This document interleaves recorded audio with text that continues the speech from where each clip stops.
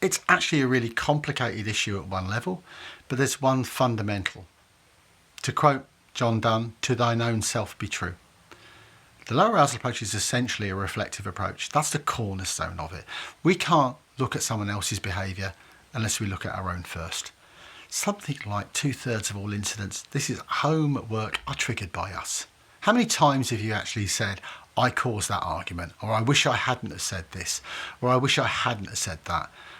Often we're consciously aware of the fact that we put our foot in it or that we inadvertently trigger incidents. But the opposite side of that is, by approaching somebody differently, we can prevent incidents as well and situations. So I think one of the huge misconceptions and misunderstandings about the low arousal approach is we're not hippies, we're not do-gooders, we're not necessarily Buddhists, but it's an approach that actually says reflect, think first before you act. Now, in my work and career over the years, I've worked with people with difficult behaviours. I've learned that behaviour is context driven. I am not Mahatma Gandhi. I want to say this to people in the outside world. I'm as volatile as anyone else, particularly outside of the work context. But in the work context, I practice the low arousal approach. I try to practice it at home as well. It's kind of work in progress. Another 50 years and I'll get there.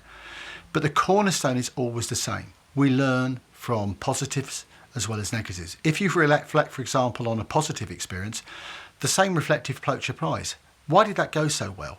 Why did that meeting go so well? How did we get that message over? That process of reflection is always the component that people find difficult to do.